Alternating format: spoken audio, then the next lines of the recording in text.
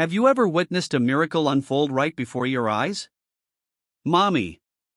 The sound was faint, but unmistakable, a whisper barely audible, like the wind rustling through dry leaves, but it was real. The little boy had spoken, and that one word shattered the silence that had gripped the Vaughn mansion for years. Maya froze where she knelt, her hand still hovering midair with a toy train dangling from her fingers.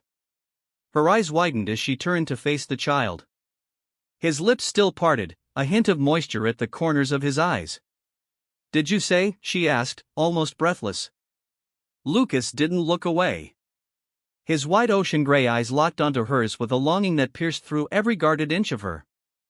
"Mommy," he repeated, this time louder, his little hand reaching for the warmth of her arm before Maya could respond. A furious voice exploded behind them. "What the hell are you doing? Get away from him!" "Oh!" William Vaughn stormed into the playroom, his Italian loafers stomping on the wooden floor with force that made Mia flinch. His tailored suit clung to him like armor, and his usually composed face was now tight with anger and disbelief. Can you imagine the shock of a father hearing his silent son speak for the first time in years? He pointed a trembling finger at her. "I said, step away from my son." Maya stood slowly, heart thudding against her ribs. "Mr. Vaughn, he just spoke. He called." "I heard what he said," William snapped, his voice nearly cracking. "And I don't know what game you think you're playing. But you will not manipulate my son's condition for attention." Lucas began to tremble, his lip quivered. And in that instant, the boy, who had never spoken a word in 4 years, let out a gut-wrenching sob. "Mommy," he screamed louder this time, staggering forward with arms outstretched toward Maya. William stepped in, trying to hold him back, but Lucas resisted with a surprising strength. The child twisted and writhed in his father's arms, kicking and crying, his face red with confusion and terror.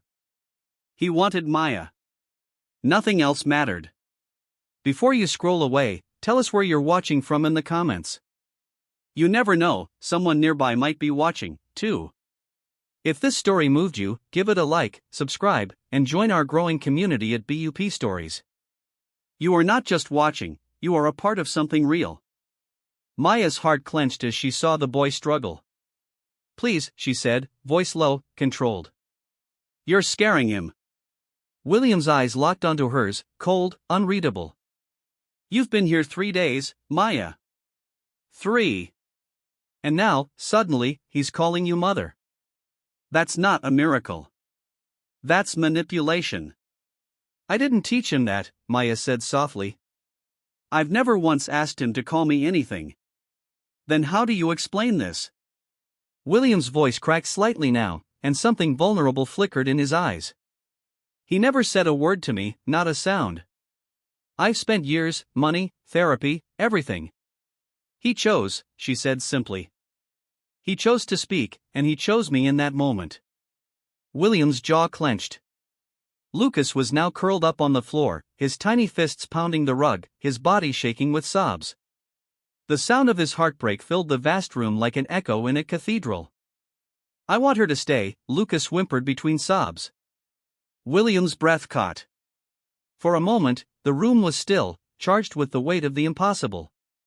Maya knelt down again, gently placing her hand on Lucas's shoulder. He immediately clung to her, burying his tear-soaked face into her chest. William turned away, walking to the edge of the room, gripping the windowsill as if to steady himself. His reflection stared back at him in the glass. A father who had failed to hear his own son speak, and a stranger who had just reached him without trying. He was silent for a long time. "I want her to stay," Lucas repeated, softer now, calmer, as if his whole world depended on it. William closed his eyes. He was a man of business, of logic, contracts, and data.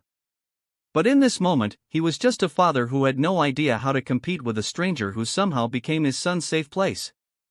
When he finally turned back, his voice was lower, but heavy. "You stay."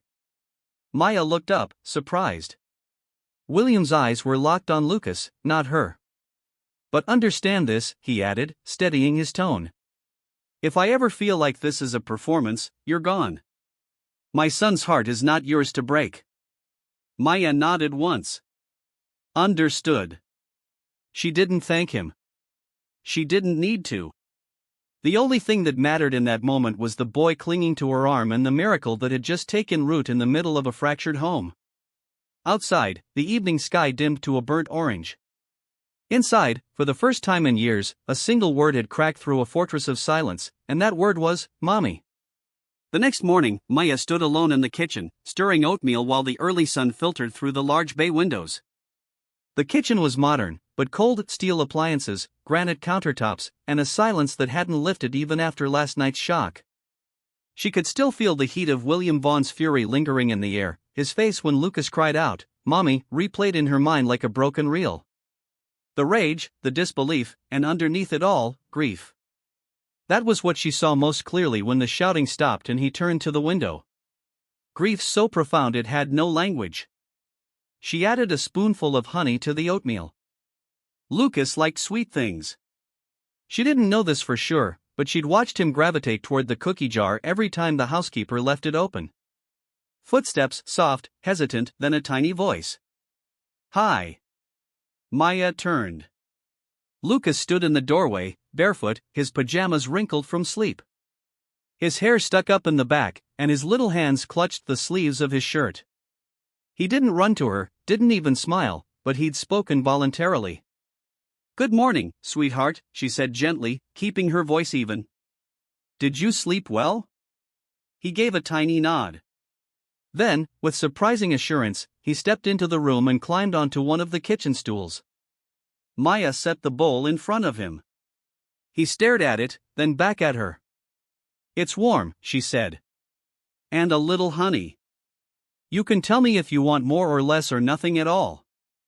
Lucas picked up the spoon slowly, carefully, like a pianist testing his first notes. Maya turned to the sink, giving him space. She could feel his eyes on her, but didn't push. That was one thing she had learned long ago. Sometimes presence mattered more than pursuit. From the hallway, the sharp sound of polished shoes on hardwood announced William's arrival. He stepped into the room, dressed impeccably as always, his watch catching a glint of morning light. He paused when he saw the two of them at the kitchen counter, his son quietly eating oatmeal, and the woman who'd somehow cracked his silence. Lucas's spoon froze midair. Maya looked up. Good morning, she offered, neutral. William nodded stiffly. Morning. Then, turning to his son. Hey, buddy. Lucas glanced at him. Said nothing. Looks like you're having breakfast with Maya today, William added. Still no response. I should be going to the office, William said, almost to himself. But he didn't move. He just stood there, hands in his pockets, staring at the sun. He didn't quite know how to reach. Maya broke the tension. He called me Mommy again this morning. William inhaled sharply. He did? She nodded. It was quieter than last night, but it was clear and not afraid.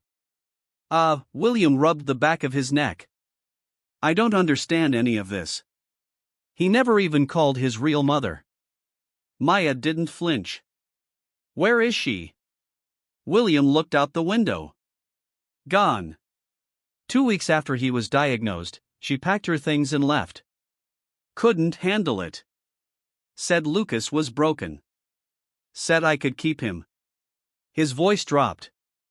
We haven't heard from her since. Maya's stomach clenched.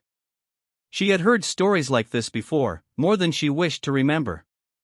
But each one struck like a fresh wound. Lucas stirred the oatmeal slowly now, his appetite fading as tension thickened. Maybe, Maya said gently.